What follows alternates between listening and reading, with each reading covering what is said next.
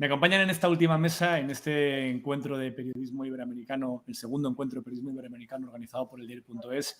Me acompaña Jorge Domínguez, fundador y gerente general del grupo Mi Voz. ¿Qué tal, Jorge? ¿Cómo estás? Qué gusto, Nacho. Encantado de verte después de un año. Jorge y yo nos conocemos del primer encuentro de periodismo iberoamericano que viajó Jorge desde Chile a Madrid para poder participar en persona. Y está también con nosotros Silvina Egui, directora de estrategia del diario AR, compañera del diario.es al otro lado del Atlántico en Buenos Aires, que hoy está de estreno, como os contábamos antes. Acaban de lanzar hoy su nuevo medio, el diario AR, el diario AR, que hoy se estrena. ¿Qué tal, Silvina? ¿Cómo estás? Hola, Nacho, ¿cómo estás? ¿Cómo fue todo? Perfectamente. Ha ido todo bastante bien, a pesar de algunas complicaciones técnicas que hemos tenido con todo este dispositivo de videoconferencias, en el que hemos participado una veintena de periodistas desde distintos países del mundo. Y ahora nos toca hablar de qué nos queda en el futuro, después de esta pandemia, y qué hemos aprendido, qué lecciones y qué cambios va a traer esta pandemia, lo que ha ocurrido en este 2020 tan anómalo para el periodismo. Si os parece, empezamos con Jorge. Jorge, ¿tú qué crees que hemos aprendido de todo esto y en qué crees que puede transformar la manera en la que hacemos periodismo, nuestra experiencia de este año 2020? Bueno, yo creo que en general los aprendizajes tienen que ver con navegar con templanza. Los GPS ya no funcionan como no funcionaban. Eso por una parte. Creo que otro gran aprendizaje tiene que ver con aumentar nuestros niveles de conciencia, ¿no? Lo vemos con la crisis climática, los vínculos, las relaciones. Tú sabes, Nacho, Chile viene de un 18 de octubre del 2019 muy intenso, sí. que generó, caló muy hondo, cristalizó una relación de las élites con la sociedad basada en la desigualdad. Entonces, la conciencia, umbrales más altos de conciencia van a habilitar espacios futuros importantes. Y pienso que para los medios también su labor informativa es crucial. Aún así creo que el guiar, amparar en un mundo de mucha caducidad va a ser una tremenda tarea para los medios de comunicación hoy por hoy. Así es, sin duda. Silvina, ¿tú cómo lo ves? ¿Tú qué crees que hemos aprendido de este 2020 tan extraño? Yo estoy de acuerdo con Jorge en que una de las cosas que ha quedado claro en este año es que cuando en muchos países decidían cuáles eran los servicios mínimos, en casi todos o en todos, uno de ellos era el periodismo. Que el periodismo se consideraba una profesión que tenía que estar especialmente activa en un momento tan difícil para la gente como el que hemos vivido en este año, en el que de manera completamente inédita millones y millones de personas se han encerrado en sus casas, todos ahí a esperar a que pasase la enfermedad sin salir de casa, saliendo lo mínimo posible.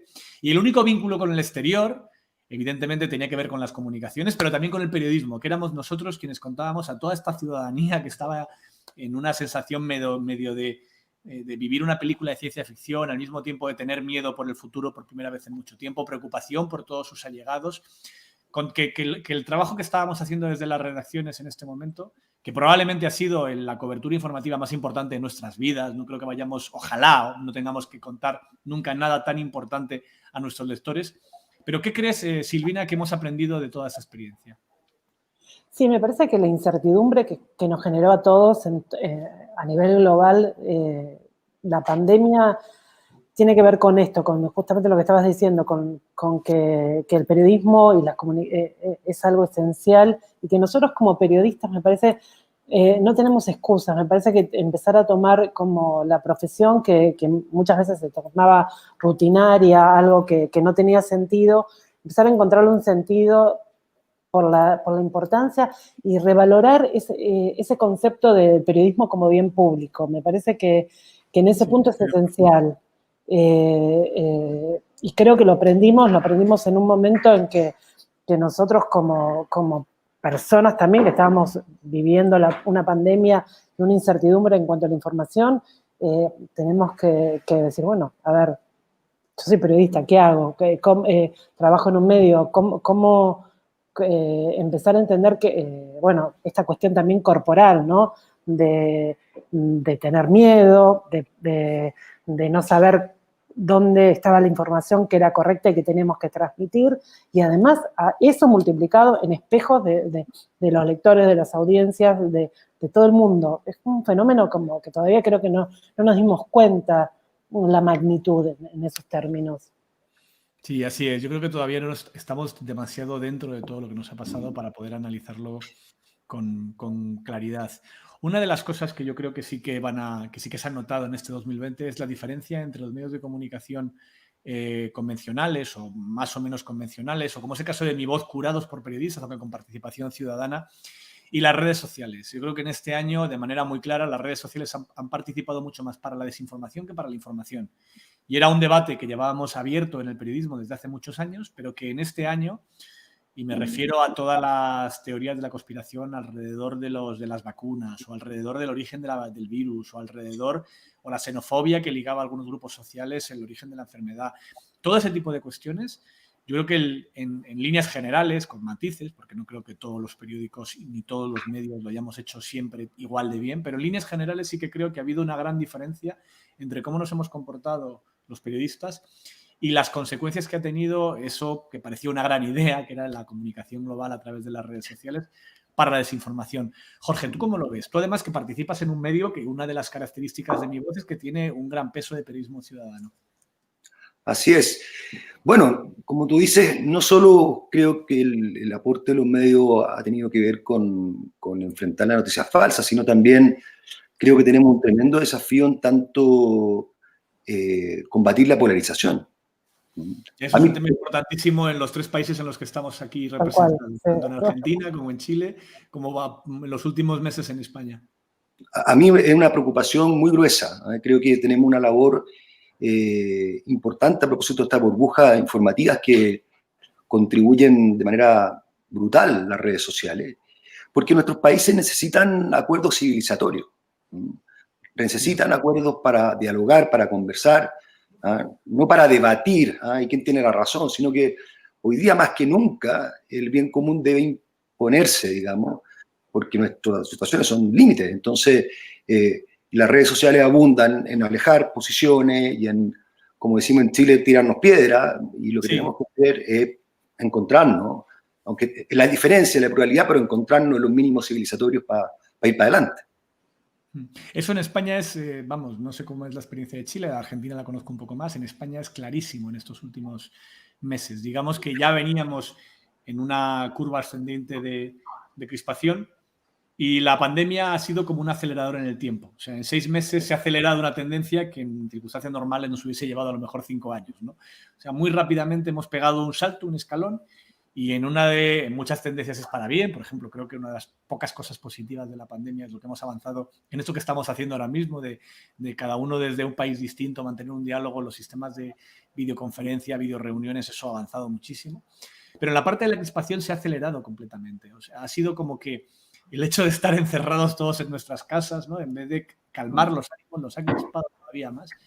Y también es verdad que en entornos políticos que ya venían polarizados, el que de repente haya muertos sobre la mesa, que haya miles de muertos, decenas de miles de muertos, ha provocado que casi todos los gobiernos tengan un poco la acusación de tú no lo hiciste bien, ergo eres responsable de estos miles de muertos de la pandemia, que si ya cualquier debate político es crispado, cuando hay muertos de por medio, pues es todavía más. No sé cómo ha ocurrido eso en tu país, Silvina, en Argentina, ¿cómo lo habéis vivido?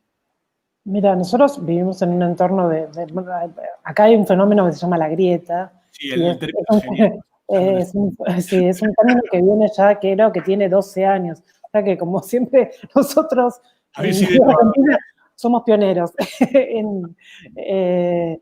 Entonces, lo que pasó con la pandemia es que la grieta sigue, como ya es algo instalado, que es un fenómeno que cuesta muchísimo superar, no la atravesó en los términos que por ahí la atravesaba en otros países. Eso me parece que como que es destacable y no hubo como una discusión gigante sobre términos de lo que significa la pandemia, ¿no?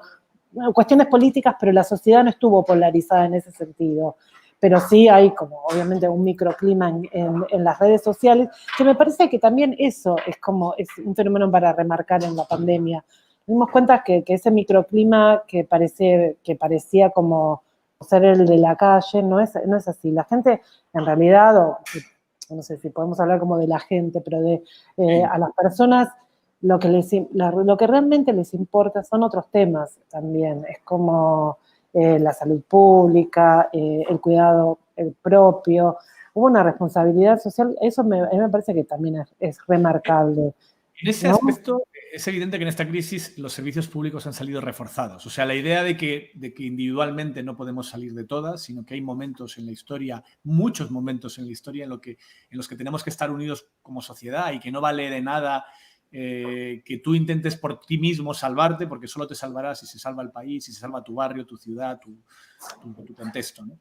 Y en este caso eso ha provocado, al menos en España, imagino que en Argentina y en Chile es parecido, una defensa del sistema sanitario público, de la sanidad como un derecho que merece la pena pelear por él, una defensa por los servicios médicos, por los servicios también sociales que están atendiendo a las personas más vulnerables, una defensa de lo público.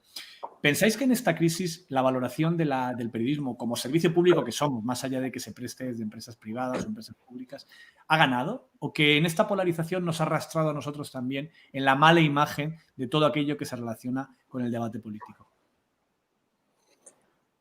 Sí, bueno, en el caso nuestro, yo creo que el periodismo ha sido apreciado, el buen periodismo ha sido apreciado, pero aún creo que nos falta vivir más, nos falta un proceso de maduración social, de apreciar de que el rol que tenemos los medios es importante, es sano para la democracia, es sano para la salud pública, es sano para la convivencia, y todavía creo que en Chile nos falta crecer en eso. Yo lo veo, por ejemplo, y es un tema, imagino ustedes dos lo viven diariamente, que es el avisaje. El avisaje siempre es más importante el clic a toda costa.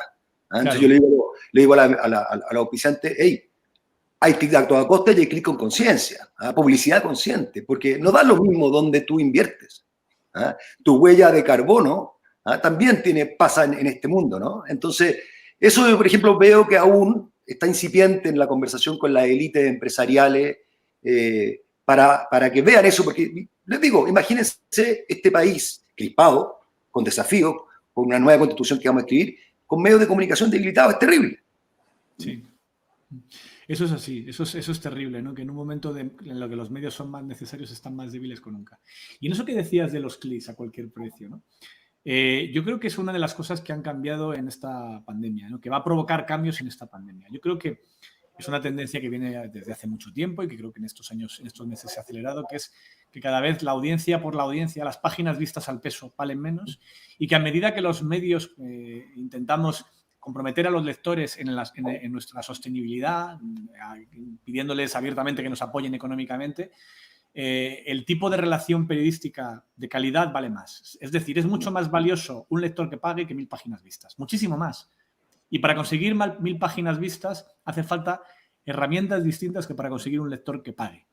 Esto en los últimos meses, al menos en España, ha cambiado de manera enorme, ¿no? Se ha acelerado una tendencia que ya estaba. Nosotros empezamos el año con 35.000 socios y socias, 35.000 suscriptores, lo vamos a terminar en 57.000. Es un salto enorme, como no habíamos dado nunca en toda nuestra historia y está muy relacionado con cómo hemos cubierto esta pandemia y también con cómo nuestros lectores, nuestros socios han querido protegernos de las consecuencias económicas de esta pandemia porque consideraron que éramos necesarios, que hacía falta que el diario.es pudiese seguir adelante y por eso nos han apoyado de manera tan clara, ¿no?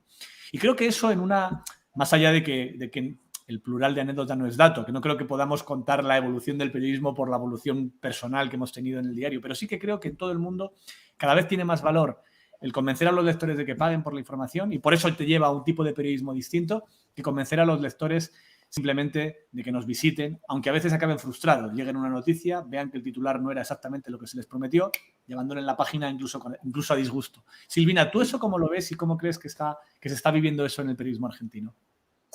Sí, a mí me parece que esa toma de conciencia de entender el negocio, porque hasta hace poco nosotros los periodistas tenemos mucho prejuicio con el tema de entender que el periodismo se hace desde empresas, ¿no? Entonces, Es que ganas de no querer ni ver ni oír y Exacto. olvidarse de cómo se funcionaba por dentro una empresa periodística. Sí, era como, no, yo soy periodista y no No vengas con estos no, problemas.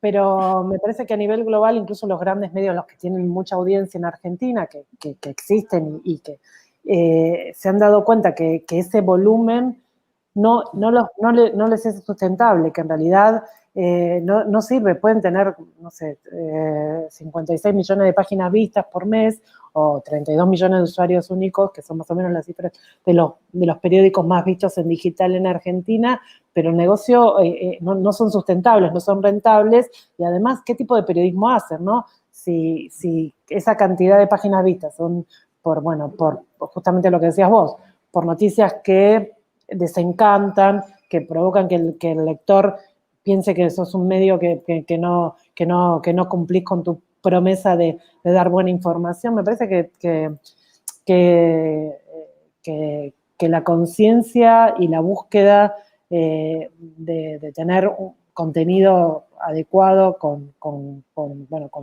lectores comprometidos es a nivel general en Argentina. Y eso también es un cambio de conciencia también para los lectores, ¿no? Además tenéis un número de suscriptores de prensa relativamente alto en relación a la población. Hay un compromiso de los lectores con los periódicos mayor que en otros países. En Chile, Jorge, ¿cómo es la situación?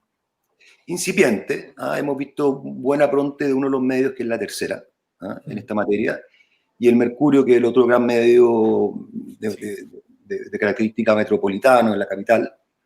En Chile viven 7 millones en la capital, y donde trabajamos nosotros en la región, donde viven otros 10 millones repartidos en el país. Es incipiente, pero a mí me fascina, y aprendí mucho con ustedes, Nacho, en Madrid, porque muchas gracias. Pone el acento en servir al cliente adecuado o a quien queremos servir, en el fondo. Los medios, cuando empezamos a embriagarnos para trabajar por Google o trabajar por Facebook, y claramente denota que estamos equivocados de a quién queremos servir.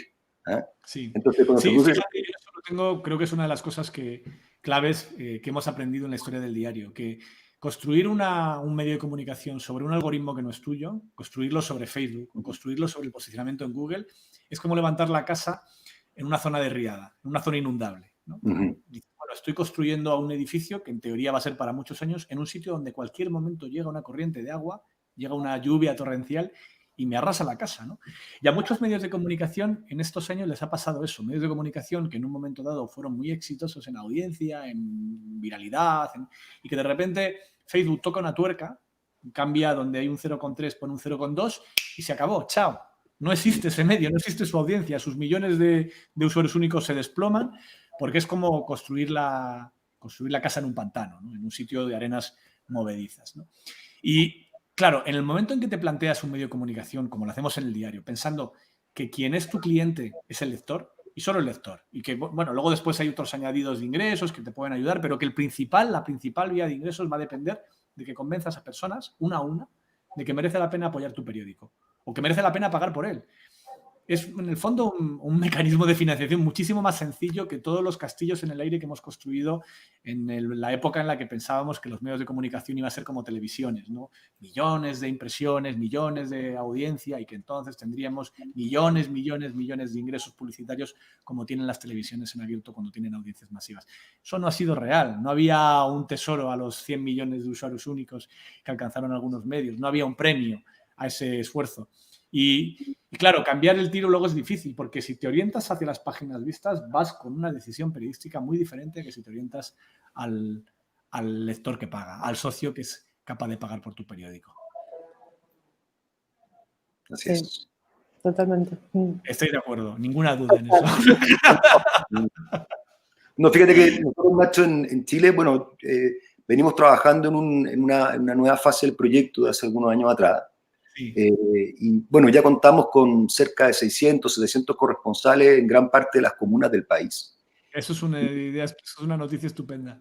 Sí, estamos muy contentos, más porque el momento nacional lo pide, ¿no? Como de poder retratar o darle micrófono, darle voz a este Chile invisible que en definitiva viven en pequeños lugares o demanda ser visibilizado. Y ahí generar un fiato, un matrimonio, un apasionamiento, ¿no es cierto?, con esas personas que a su vez en sus círculos concéntricos van contando historias que van atrayendo, ¿no es cierto?, más. Nosotros vamos a comenzar un proceso muy pronto de ir a buscar precisamente esos modelos de membresía, porque creemos que ya tenemos un buen cimiento para avanzar en aquello. Una de las espectadoras que está siguiendo esta charla, que firma como Adriana, pregunta: ¿será que la ola desenfrenada por servir al lector que paga deja a los que no pueden pagar consumiendo fake news o las Kardashians? ¿Vamos a un mundo en el que el periodismo de calidad es solo para el que tiene dinero? ¿Qué opináis? Yo tengo una respuesta, pero si queréis empezad vosotros. Bueno, a ver, existen proyectos como el Punto S, el EDAR y La Voz, en la cual, nada, como pilar es que la información es pública y no hay que pagar para obtenerla. Sí que hay gente que obviamente que va a apoyar para que eso suceda, ¿no? Entonces ahí me parece que es como el primer pilar o el punto de partida para esta relación de confianza entre las audiencias y los medios. Así es, sí, eso es clave, eso. Sí, yo que... creo que a mí el tema que comenta Adriana me preocupa de siempre, porque creo que es cierto que uno de los problemas que está provocando, al menos en Estados Unidos, donde todos los medios están apostando por los muros de pago, o pagas o no lees, y si consumes más de noticias ya la 11 no la puedes leer, tiene el problema de que acaba discriminando por renta. Y que la discriminación por renta te divide la sociedad en dos. Dices, bueno, aquellos que se puedan permitir pagar un periódico, que es verdad que es un precio muy barato en relación a lo que costaban antes los periódicos, pero para mucha gente 7 euros, 8 euros que cuesta un periódico en España es un dinero que no se puede permitir todos los meses. Tiene otras prioridades más acuciantes y más en estas circunstancias. Eso es algo que a nosotros siempre nos ha preocupado, porque creemos que es muy contradictorio con nuestra posición editorial defender que el periodismo es un servicio público y negárselo a quienes más lo necesitan, que son precisamente aquellas personas que por su nivel de renta no se pueden permitir ni un euro, ¿no?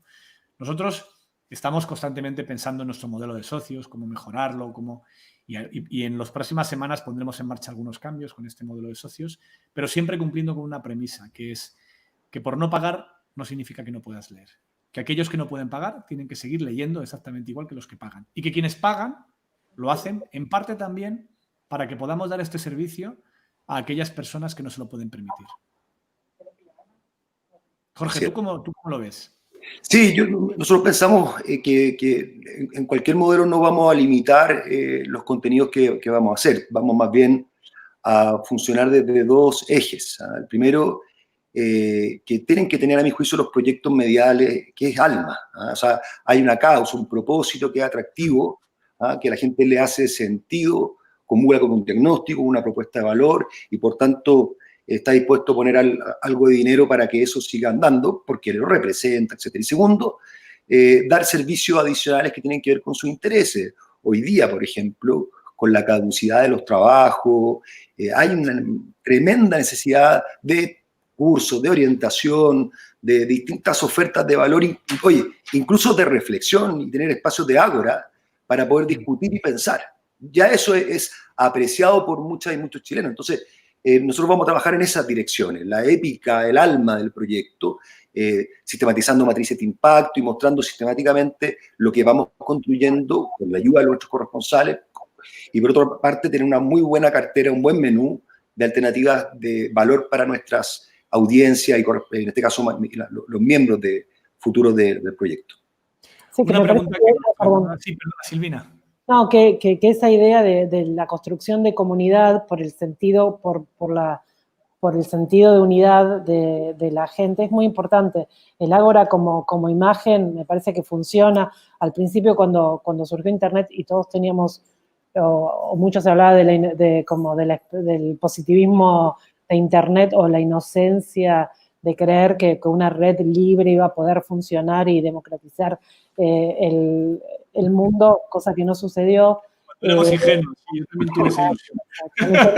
Lógica, pero bueno, me parece que sí, que pensar a los medios y como ese lugar en el cual la gente puede encontrarse para conversar en términos que no tienen que ver con la conversación pública en las redes sociales, que ahí hay sí la disputa, la grieta funciona y es la lógica del hater, ¿no? Del odiador. A mí me parece que generar ese tipo de espacios desde los medios es contribuir también bueno, al diálogo y al diálogo sobre todo.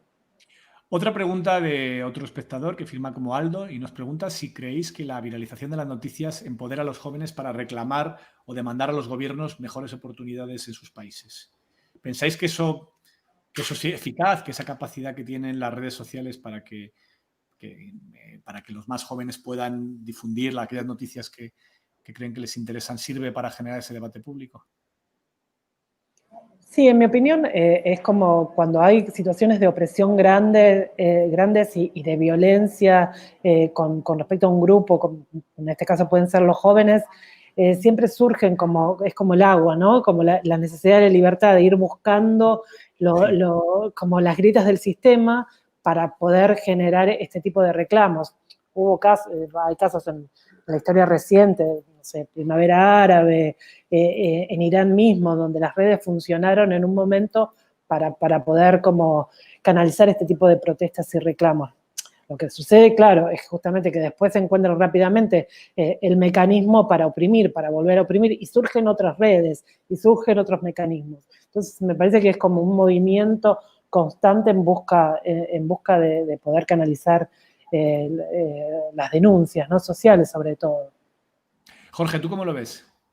Bueno, como dicen acá algunos pueblos originarios, es importante buscar el camino al medio, porque yo creo que ha sido un aporte brutal y valiosísimo la posibilidad de democratizar las voces desde el punto de vista de no solo los jóvenes, también miles de personas que han tenido la posibilidad de horizontalizar relaciones con el poder.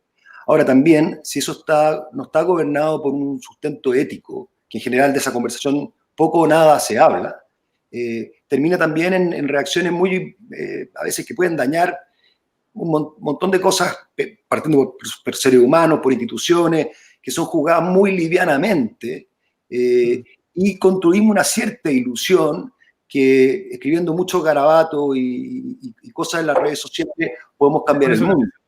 ¿Ah? Entonces, eso es bastante ingenuo. ¿Ah? Y por otra parte, habla de una debilidad ética, ¿ah? Que nuestros líderes, quizás muy ocupados por la contingencia, dejan de conversar. ¿Crees hasta qué punto lo que ha pasado en Chile en los últimos meses, esos cambios que estáis viviendo tan profundos, tienen que ver con la tecnología y con la llegada de Internet? ¿Hay una relación o crees que son fenómenos que no tienen nada que ver, Jorge? En el caso chileno yo creo que muchísimo, o sea, en varios sentidos. Yo creo que lo primero que sucede que la información se hace disponible. ¿Ah?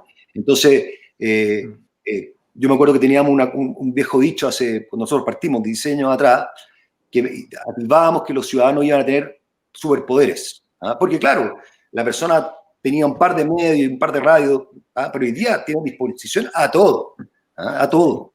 Entonces, ese proceso, por una parte, no hemos hecho muy asequible a entender, buena o mala, pero información al fin.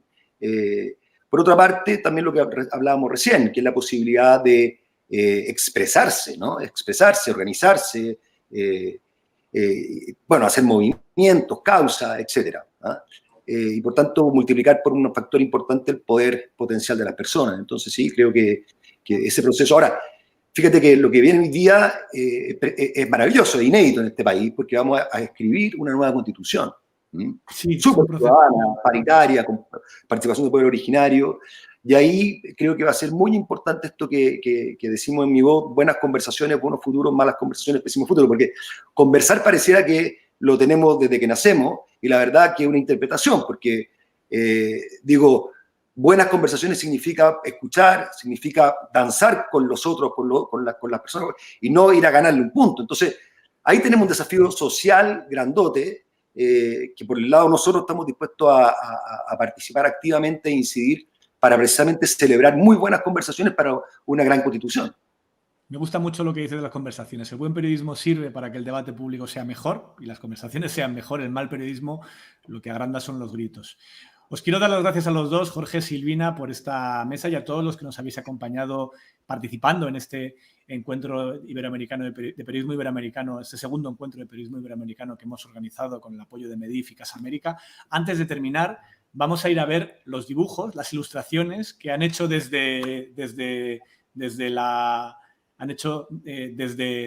propia sala donde estábamos celebrando algunos de nosotros este encuentro y donde nos van a enseñar cómo es. ¡Ah, qué bonito! Muy bien, qué bueno. Qué bonito, con el botón rojo del diario AR. Qué bueno, qué bueno. Qué bonita esta ilustración, nos la pedimos para la redacción del diario. Muy bueno, muy bueno. El servicio público, el manual para cubrir una pandemia, la pandemia local, los lectores que pagan la salvación, o por lo menos para que tengan mejor periodismo, la gestión de la crisis y, por último, el futuro más allá de la pandemia.